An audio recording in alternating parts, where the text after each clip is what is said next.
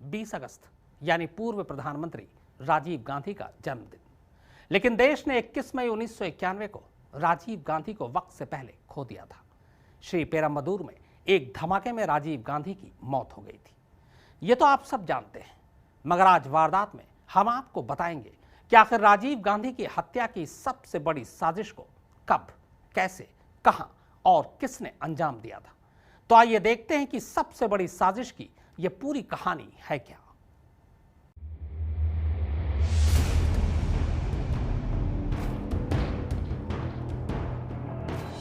जाफना, श्रीलंका, नवंबर 1990। घने जंगलों के बीच एक आतंकी ठिकाने में प्रभाकरन बैठा था। उसके साथ बैठे थे उसके 4 साथी, बेबी सुब्रमण्यम, मुथुराजा, मुरुगन और शिवरासन। एक बड़ी साजिश बन रही थी।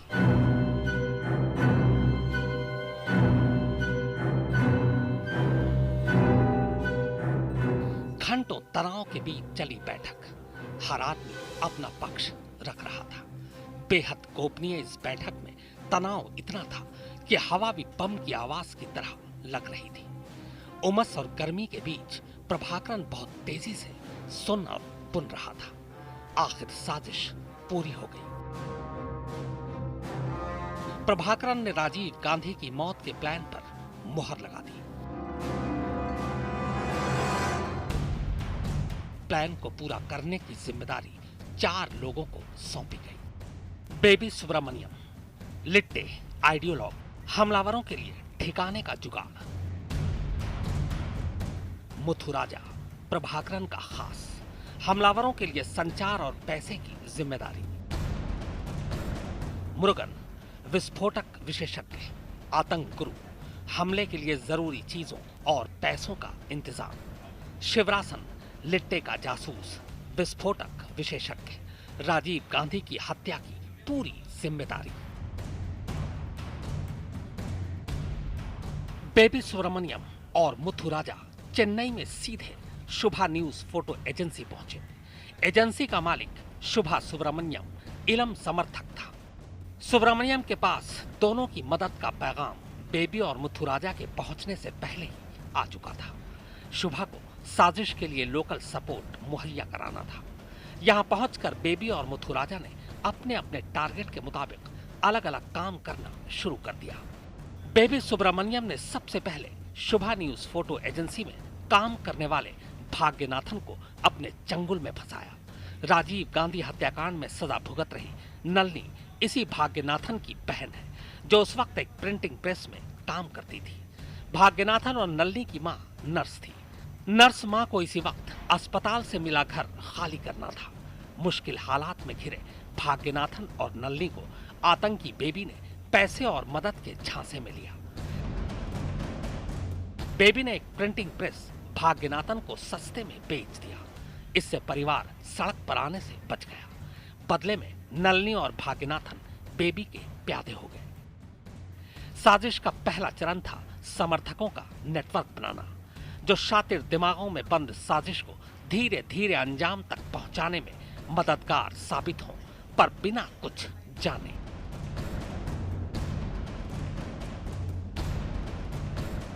रविशंकरन और हरिबाबू दोनों शुभा न्यूज फोटोकॉपी एजेंसी में बतौर फोटोग्राफर काम करते थे। हरिबाबू को नौकरी से निकाल दिया गया था। मुथुराजा ने हरिबाबू को विज्ञानेश्वर एजेंसी में नौकरी दिलाई। श्रीलंका से बालन नाम के एक शख्स को बुलाकर हरिबाबू का शागिर्द बनाया। इससे हरिबाबू को काफी पैसे मिलने लगे और उसका झुकाव मुथुराजा की तरफ बढ़ने लगा। मुथुराजा ने एहसान के बोझ तले दबे हरिबाबू को राजीव गांधी के खिलाफ खूब भड़काया कि अगर वो 1991 के लोकसभा चुनाव में जीतकर सत्ता में आए तो तमिलों की और बुरी हालत होगी।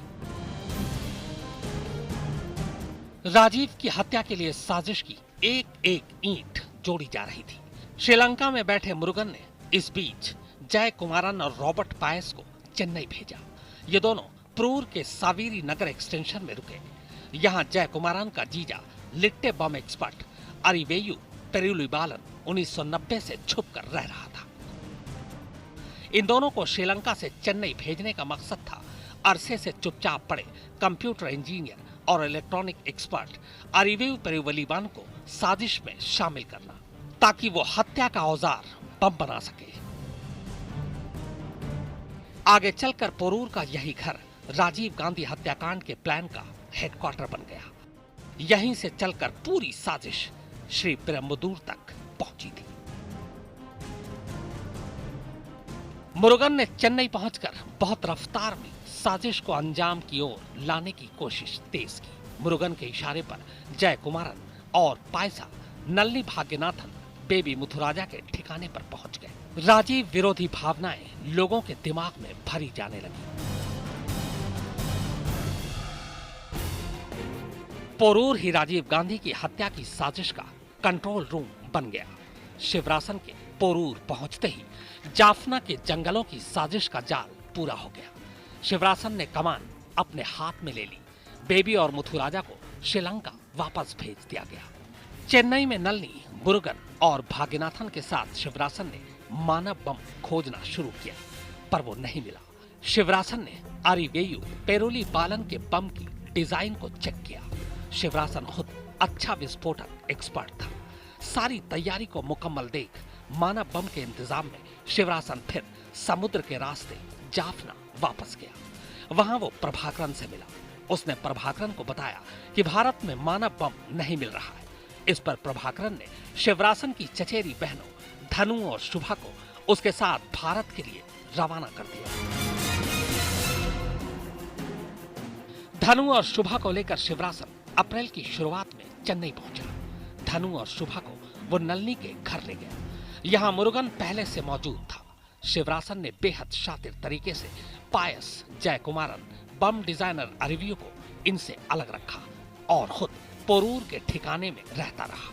वो वक्त वक्त पर सबको सही कार्रवाई के निर्देश देता था। अब चेन्नई के 3 ठिकानों में राजीव गांधी हत्याकांड की साजिश एक साथ चल रही थी। शिवरासन ने टारगेट का खुलासा किए बिना बम एक्सपर्ट अरवी से एक ऐसा बम बनाने को कहा जो महिला की कमर में बांधा जा सके। शिवरासन के कहने पर अरवी ने एक ऐसी बेल्ट डिजाइन की जिसमें 6 RDX भरे ग्रेनेड जमाए जा सके। हर ग्रेनेड में 80 ग्राम C4 RDX भरा गया। हर ग्रेनेड में 2 मिलीमीटर के 2800 स्प्लिंटर थे। सारे ग्रेनेड को सिल्वर तार की मदद से पैरेलल जोड़ा गया। सर्किट को पूरा करने के लिए 2 स्विच लगाए गए। इनमें से एक स्विच बम को तैयार करने के लिए और दूसरा उसमें धमाका करने के लिए था। और पूरे बम को चार्ज करने के लिए 9 mm की बैटरी लगाई गई। ग्रेनेड में जमा किए गए स्प्लिंटर कम से कम विस्फोटक में 5000 मीटर प्रति सेकंड की रफ्तार से बाहर निकलते, यानी हर स्प्लिंटर एक गोली था। बम को इस तरह से डिजाइन किया गया था कि RDX चाहे जितना कम हो, अगर धमाका हो तो टारगेट बच न सके, और वही हुआ भी। अब शिवरासन के हाथ में बम भी था और बम को अंजाम तक पहुंचाने वाली मानव बम धनु भी। इंतजार था तो बस राजीव गांधी का, पर इससे पहले वो अपनी साजिश को ठोक बजाकर देख लेना चाहता था। आपकी नजरों के सामने ये बेहद अहम वीडियो है। ये 1991 में आम चुनाव के दौरान चेन्नई के मरीन बीच में हुई रैली का वीडियो है। इस वीडियो में शिवरासन अपने टारगेट राजीव गांधी से महज 25-30 फीट की दूरी पर साफ देखा जा सकता है। जयललिता और राजीव की इस रैली में शिवरासन राजीव की सुरक्षा का जायजा लेने पहुंचा था। यहां उसने राजीव की जनता से खुलकर मिलने और लचर सुरक्षा की खामियों को भांप लिया। लोकसभा चुनाव का दौर था। राजीव गांधी की मीटिंग 21 मई को श्री पेरुम्बदूर में तय हो गई। शिवरासन ने पलक झपकते ही तय कर लिया कि 21 मई को ही साजिश पूरी होगी। 20 मई की रात शिवरासन नलिनी के घर रैली के विज्ञापन वाला अखबार लेकर पहुंचा और तय हो गया कि अब 21 को ही साजिश पूरी होगी। नलिनी के घर 20 मई की रात धनु ने पहली बार सुरक्षा एजेंसियों को चकमा देने के लिए चश्मा पहना। शुभा ने धनु को बेल्ट पहनाकर प्रैक्टिस करवाई और श्री पेरुम्बदूर में किस तरह साजिश को अंजाम तक पहुंचाना है, इसकी पूरी तैयारी मुकम्मल कर ली गई। सभी पूरी तरह से शांत और मकसद के लिए तैयार थे। 20 मई की रात को फिर सभी ने साथ मिलकर फिल्म देखी और सो गए। सुबह हुई तो 5 लोग शिवरासन, धनु, शुभा, नल्ली और हरिबाबू साजिश को पूरा करने के लिए पूरी तरह से तैयार थे। तो सबसे बड़ी साजिश को अमली जामा पहनाने का वक्त आ गया था। रात करीब 8 बजे पांचों हत्यारे बस से श्री पेरम्बदूर पहुंचे। राजीव गांधी को मारने के लिए धनु उनकी प्रशंसक बनी तो राजीव को माला पहनाना चाहती थी। हीरा बाबू इस मौके को कैमरे में कैद करने वाला प्रेस फोटोग्राफर बना। शिवरासन रिपोर्टर बना और वो पिस्तौल से लैस था। धनु और हीरा बाबू वीआईपी रास्ते से सटकर खड़े हो गए। प्लान ये था कि धनु चूके तो प्रेस गैलरी में बैठा शिवरासन गोली चलाकर राजीव गांधी की हत्या कर दे। श्री पेरम्बदूर में रैली की गहमागहमी थी। राजीव गांधी के आने में देरी हो रही थी। बार बार ऐलान हो रहा था कि राजीव किसी भी वक्त रैली के लिए पहुंच सकते हैं। पिछले 6 महीने से पक रही साजिश अपने अंजाम के बेहद करीब थी। एक महिला सब इंस्पेक्टर ने नलिनी को राजीव गांधी से दूर रहने को कहा, पर राजीव गांधी ने उसे रोकते हुए कहा कि सबको पास आने का मौका मिलना चाहिए। उन्हें पता नहीं था कि वो जनता को नहीं, मौत को पास बुला रहे। नलिनी ने माला पहनाई, पैर छूने के लिए झुकी और बस साजिश पूरी हो गई। सुरक्षा में खामी थी, यह सच है, पर उससे बड़ा सच यह है कि आखिर लिट्टे राजीव गांधी को मारने के लिए इस कदर उतारू क्यों था। इसका जवाब और संकेत आपको बताते हैं। 29 जुलाई 1987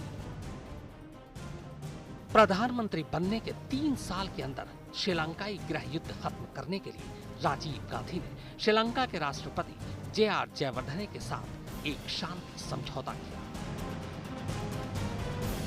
इसमें इंडियन पीस कीपिंग फोर्स को लिट्टे और दूसरे तमिल आतंकियों के हथियार डलवाकर शांति बहाल करनी थी, पर दांव उल्टा पड़ गया। लिट्टे ने समझौते की पीठ पर खंजर भोंक दिया।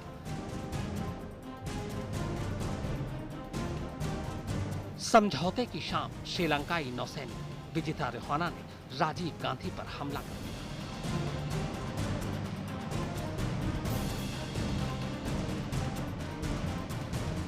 विजिता ने बंदूक की बट राजीव पर दे मारी। बाल बाल बच गए थे राजीव। बंदूक में गोली होती तो शायद उसी दिन राजीव गांधी न बचते। साफ था, समझौते ने श्रीलंकाई तमिलों में राजीव गांधी के खिलाफ नफरत भर दी थी। कहते हैं कि बड़ी से बड़ी सुरक्षा वहां खत्म हो जाती है जहां कोई अपनी जान कुर्बान करने पर आमादा हो जाता है। राजीव गांधी हत्याकांड में भी ऐसा ही हुआ। बेशक मानव बम का दांव बेहद बड़ा और गंभीर था, बावजूद इसके आखिर चूक हुई तो कहां और क्यों, फिर कैसे? भयंकर खतरों से घिरे थे राजीव गांधी। फिर तश्तरी में परोसकर उनकी जान आखिर क्यों आतंकियों के सामने रख दी गई? जांच दल के मुखिया की माने तो केंद्र सरकार को इल्म ही नहीं था कि राजीव को किसने मार दिया। 1984 में ऐतिहासिक जीत दर्ज करने वाले राजीव को 1989 में करारी शिकस्त ने सदमे में डाल दिया था। राजीव को लगता था कि जनता से उनकी दूरी सत्ता से उन्हें दूर कर रही है, लिहाजा वो 1991 के चुनाव में जनता से जुड़ाव को ही अपनी पहचान बना रहे थे। वो ज्यादा से ज्यादा जनता के बीच जाते, सुरक्षा जहां आड़े आती उसे फटकार देते।